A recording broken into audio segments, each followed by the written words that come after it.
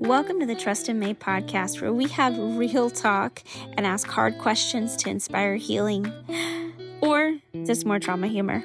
Either way, trust Mae, it's probably gonna hurt. Hello, and welcome back to the Trust in Mae Podcast. This week's episode is a treat. I am so excited to share with you some truth and love today. I feel I don't want to say burdened, but I feel this weight of a need to just pour out to each of you. So, walk with me. We're going to start in Psalm 139, and then from there, I have some thoughts I want to share. Let's begin. O Lord, you have searched me and known me. You know when I sit down and when I rise up. You understand my thought from afar. You scrutinize my path and my lying down, and are intimately acquainted with all my ways. Even before there is a word on my tongue, behold, O Lord, you know it all. You have enclosed me behind and before, and laid your hand upon me. Such knowledge is too wonderful for me. It is too high, I cannot attain to it. Where can I go from your spirit? Or where can I flee from your presence? If I ascend to heaven, you are there. If I make my bed in Sheol, behold, you are there. If I take the wings of the dawn, if I dwell in the remotest part of the sea, even there your hand will lead me, and your right hand will lay hold of me. If I say, surely the darkness will overwhelm me, and the light around me will be night, even the darkness is not dark to you, and the night is as bright as the day. Darkness and light are alike to you. For you formed my inward parts. You wove me in my mother's womb. I will give thanks to you, for I am fearfully and wonderfully made. Wonderful all your works, and my soul knows it very well. My frame was not hidden from you. When I was made in secret and skillfully wrought in the depths of the earth, your eyes have seen my unformed substance. And in your book were all written the days that were ordained for me, when as yet there was not one of them. How precious also are your thoughts to me, O God! How vast is the sum of them! If I should count them, they would outnumber the sand. When I awake, I am still with you. Oh, that you would slay the wicked, O God. Depart from me, therefore, men of bloodshed. For they speak against you wickedly, and your enemies take your name in vain. Do I not hate those who hate you, O Lord? Do I not loathe those who rise up against you? I hate them with the utmost hatred. They have become my enemies. Search me, O God, and know my heart. Try me and know my anxious thoughts, and see if there be any hurtful way in me, and lead me in the everlasting way. Amen. Wow. This this chapter, this psalm was shared with me in my 20s, and it was the first time that I had ever heard those words, I'm fearfully and wonderfully made. And I remember that the first time I heard it, I didn't even really fully grasp what it meant.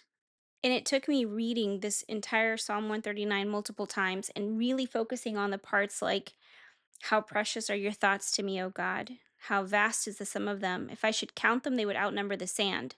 Think of every granule of sand in the world, the bottom of the ocean, in the middle of the deserts, every little grain of sand. If you count all of them up, God's loving thoughts for you and for me are still even more than that. I start with this and I share this because what a season we're in right now. I feel like there are so many people in my life, whether it's my close circle of friends or even some of my extended networks or sphere of influence, there are people really carrying some heavy, heavy stuff right now. So, for this episode, I really just want to take a moment to be your hype girl, pour into you, remind you of who you are, or maybe tell you who God says you are if it's the first time you've heard it. And even if you don't believe in him, guess what? He believes in you, and so do I. And so, because of that, I want to share his love, his truth about you. I have some friends right now that are, and even family, In such a season of confusion, they feel overwhelmed. They feel like they're battling senses of doubt, fear, unworthiness. And it's natural, it's normal, it's human, it's part of just being in this broken world. But sometimes I think it takes having someone, kind of like if you were, imagine you're in a boxing ring or in an MMA octagon. There's someone in your corner shouting, "Hey, you got this! Hey, dip, block, tuck your chin." You have someone in your corner reminding you of what you know, reminding you that you're a badass, and reminding you that you're not alone. No matter how hard the blows are, no matter how dizzy and confused, no matter how tired you might feel, there's someone in your corner. And if you can't see or hear them, let it be me. Let it be me. Because I'm in your corner. I really am. I feel like it's so easy to get caught up in, am I good enough? Whether it's a career or a relationship or with family and friends. Are we comparing ourselves on social media? Are we comparing ourselves to financial status? Are we comparing our relationships, being single or divorced or in an unhappy, unhealthy marriage? Are we comparing ourselves as mothers and aunties and sisters? Am I comparing myself to younger women or older women? The younger have more energy and youth and vitality. The older have more wisdom and peace and stability. God's word says that I am fearfully and wonderfully made. That even when I'm consumed and surrounded by darkness, for Him, it's nothing. There are men in my life, friends, family, who are struggling with senses of inadequacy. And I feel like sometimes, especially with today's society, we don't give enough space for men to be vulnerable. We don't allow room for them to have struggles. Yes, there are a lot of injustices that have existed throughout the history of time from men. But if you really, I feel like if we take this position, this perspective, this mindset of, well, because throughout history, men have been so evil or so bad or so superior, controlling, whatever, we don't leave room for love and grace and compassion. How can we expect our men in this world, in our lives, to want to be different if we're just criticizing them and bashing them and breaking them down? How do we expect them to become the kinds of leaders that see us for the beautiful women that God created us to be, to have compassion and understanding, to cheer for us, to want us at the head of the table or beside them at the table, whether it's a conference room table or your table at home? How can we think for 1 second that we are going to be contributing to them becoming those kinds of leaders if we have no compassion, no grace, no understanding? Because at the end of the day, we can't fathom, just like they cannot imagine the weight that we carry, the struggles that we face, the hormonal fluctuations, the things inside and out that we fight every day. They can't fathom because they're not us. But we can't either. We don't know how hard and heavy the weight of being a leader is. A godly man, to be a provider and a protector. I mean, the more time I take reflecting on how picky I'm being about the kind of partner that I want, the more that I'm realizing even the ones that aren't the one deserve compassion.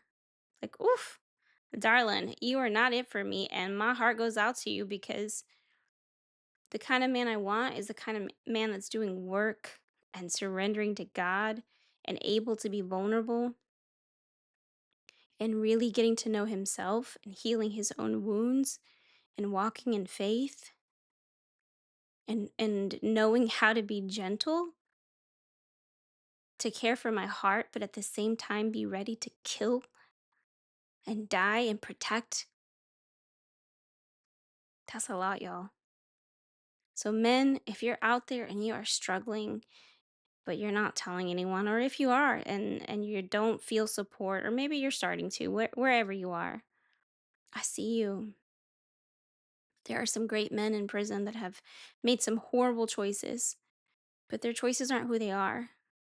If we were judged, if we were sentenced for the sins that we committed, we'd all be in prison. And some of us are in this free world walking in a prison that we've created for ourselves. So whether it's your job, your career as a leader, whether it's your position in your home as the head of the household, as a father, as a husband, as a boyfriend, as a son, as a brother, if there are broken relationships, if there's struggle to forgive, if there's resentment, if there's fear, insecurity, and doubt, even for you, read Psalm 139. David, King David, the King David, who defeated Goliath and became a king, who struggled with temptation and brokenness, who struggled to stand for what was right and watched his family get ripped apart and lost everything. Yeah, we don't talk a lot about that David. We talk about the David who's, how do they say, a man after God's heart? Because that's true. David is all of that. But more than that, he was a man after God's own heart. He was a man that God chose to partner with him. So, whatever your battle is, whoever or whatever your Goliath is, you're not alone. You are worthy of love and compassion and grace. You are worthy of a safe space. And to my ladies, my girls, whether you are young or mature, seasoned, wise, I don't want to say old, but whether you're young or old, stop. Stop tearing yourself down. Stop doubting yourself. Stop feeding into the imposter syndrome. Because at the end of the day, guess what? He knitted you in your mother's womb exactly the way he wanted you to be. The things that we have to work on in this broken world that we live in have to do with our internal self, dying to self, healing trauma and pain and hurt. That is all a product of being in a broken world. But who we are, who I am, who you are, God said, you're mine. You're good enough just as you are.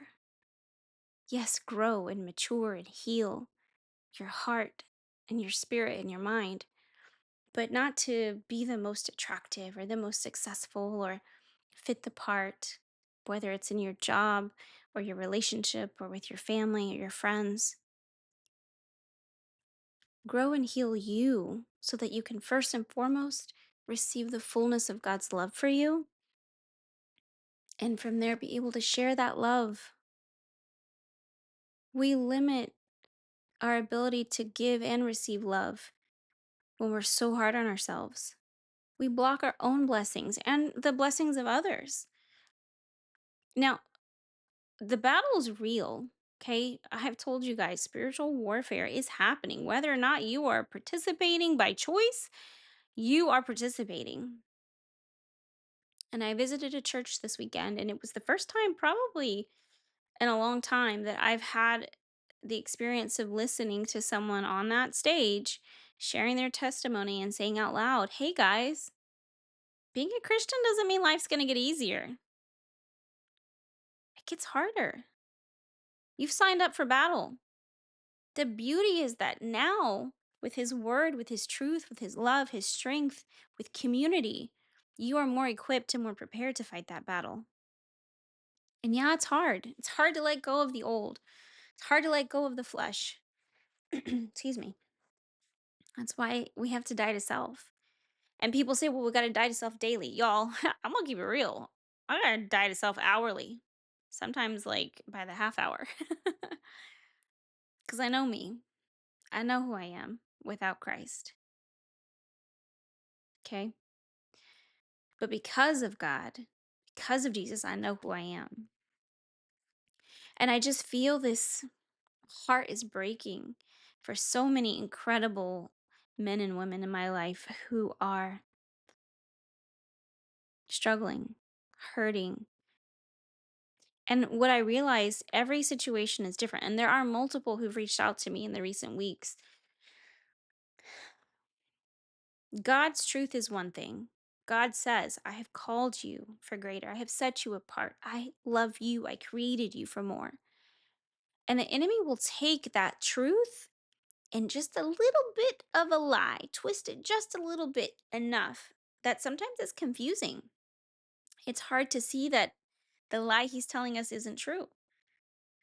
We are created for more. We're set apart. We're to be different. Can easily be twisted in, well, hey, if God called you to be more, then why aren't you?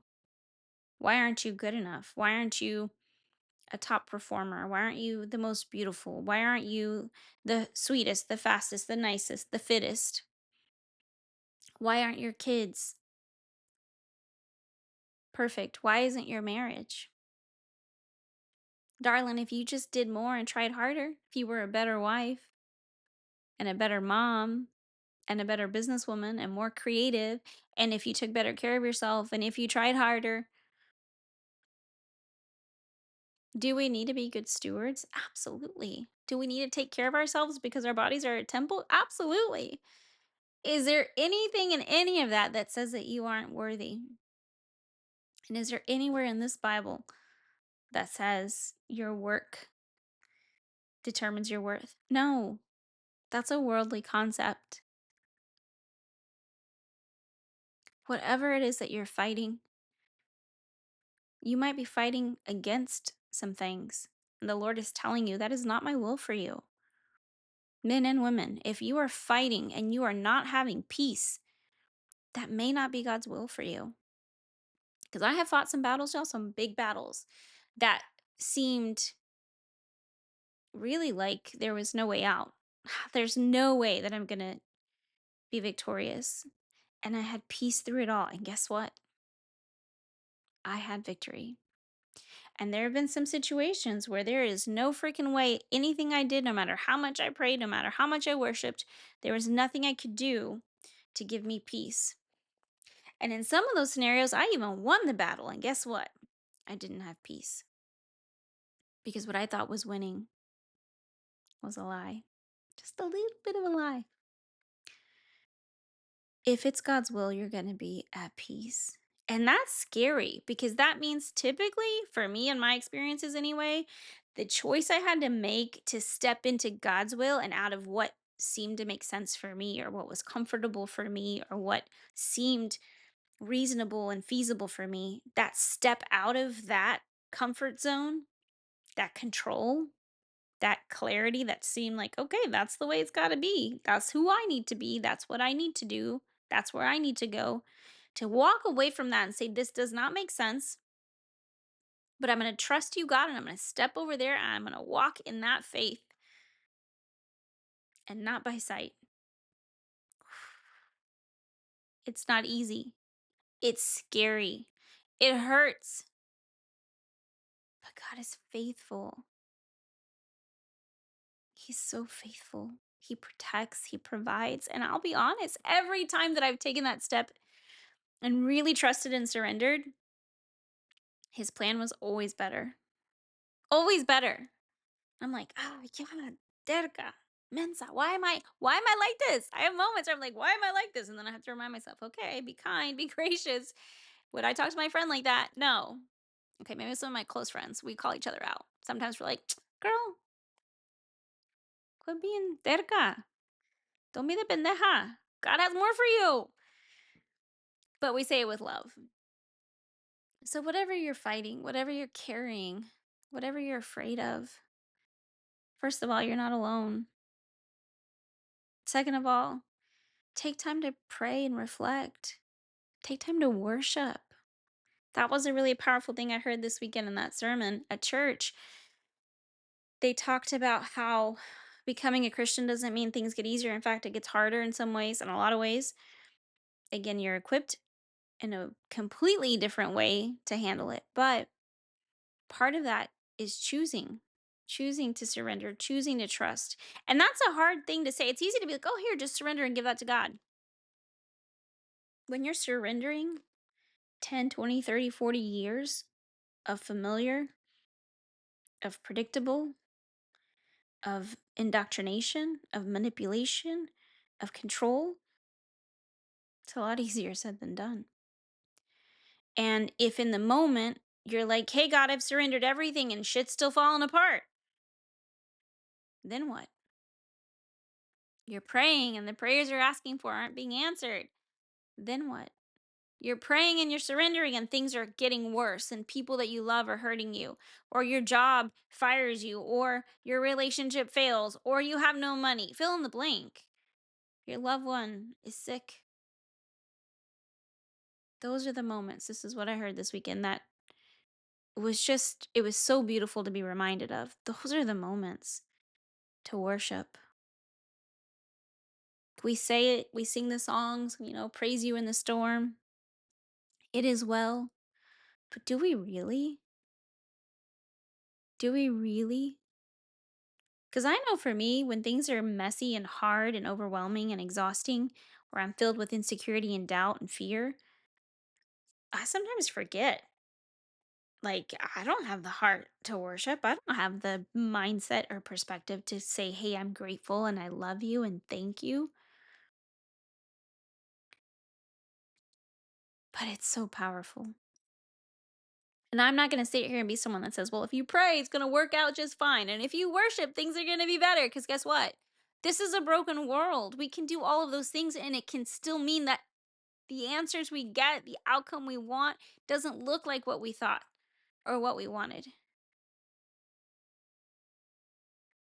But God's plan is perfect. His timing is perfect. And in the end, it always works out for the greater good for those he loves and who love him. And it might be 10 days, it might be 10 months, it might be 10 years, it might be 10 generations that are impacted by that choice that you made, that decision you made to surrender and to trust and to walk in faith and to worship and to worship and to worship. When you got nothing else, worship. Fall on your knees and worship. When you're hard on yourself, worship. When you're doubting yourself, worship. When you feel alone and not good enough and not smart enough and not pretty enough, when you feel like your marriage is failing, your kids aren't reaching goals or don't know the Lord, your finances are screwed, your education is far gone, when you feel abandoned, lied to, cheated, and maybe some of the struggles aren't even that deep. Maybe it's just straight up, I'm stressed about work and I'm stressed about getting my kids where they need to be. And how do I pay for their extracurricular? And how do I have money to have a date night? And how do I have the drive to be romantic and intimate with my partner? And how do I go to church and do a Bible study and have my daily time? Maybe it's just these things that are like stacking up. And it's like, wait, I am overwhelmed and drowning in things that really, at the end of the day, aren't that important. And then I start guilting and shaming and feeling worse. Like, wait, why am I tripping about this stuff that really is temporary and fleeting? So then it's easy to be like, you know better. Stop. Get off that crazy cycle. Jump off that merry-go-round before it flings you off into the hot concrete. For you 80s and 90s kids who remember what it was like getting on those metal merry-go-rounds and getting flung off after spinning as fast as you can. Sorry. Squirrel. I feel you. And I see and hear that so many people that I love are having similar yet different struggles. It's like the enemy is using similar lies in different situations. And these are some people in my life that are doing amazing things, amazing healing, amazing growth, whether it's sobriety or excelling in the workplace, getting promoted, or engaged, going to get married, or have new children, having a new baby on the way, or having won a really important case in court, or lost weight and got their life and health back on track, or I mean, fill in the blank. These are people that are doing amazing things experiencing amazing things because they're doing hard work. They're still feel like it's not enough. It's not fast enough. It's not soon enough. It's not good enough. I can't do it. I'm on my own. It's too much. Where do I go from here? Like all of those feelings are valid. They're real. They're valid. Pain is pain, and my heart goes out to you. But my whole goal here is to remind you that you are worthy just because of Jesus, because of God's love for you. You are meant to be more, and not more based on a standard set by this world. You're meant to be more based on a standard set by God, who is love. You are meant to be loved more and to give more love. That's why we were created, to love God and be loved by God. And through that, give that love to others. So, whatever you're carrying, whatever you're struggling with, Lola, whatever it is, you're not alone. You are worthy. You are loved. There are answers. There is community. There is safe space for you. And your feelings are valid. I don't have a one size fits all and this is how you fix it. You guys know that. It's not what I'm about. Every person, every scenario is different. And sometimes it's going to be prayer. Sometimes it's going to be community. Sometimes it's going to be worship. Sometimes it's going to be crying out in desperation and fully surrendering and just saying, I give it to you, God. And if your life is great and you're making lots of money, and you have the perfect relationship and you're looking the fittest and you got all the things, guess what? You are just as worthy and valuable. And God is desperate for you to love Him and seek Him just as much as He loves you. And He has plans for you. The favor and the blessings that we have in this life, in this world, they come from God. Every good thing is a gift from God. We have such an opportunity to share that, to pay it forward. So if you are doing the damn thing and you are really, really feeling great and motivated and poured into, I'm proud of you. I'm happy for you. I'm excited for you. Because I got some days where that's how I'm feeling. Today, I feel so full and loved that I'm here like, let me love y'all. So if that's where you're at, what are you doing with it? Who are you sharing it with? How are you using it to glorify God? How are you using it for the kingdom? And I don't mean we need to go out there and save souls and go convert people because y'all know I'm not about that. I am not God. I cannot save anyone. My job is to love God, to be loved by God, and to share that love with others. And with love comes obedience, comes commitment, comes faithfulness.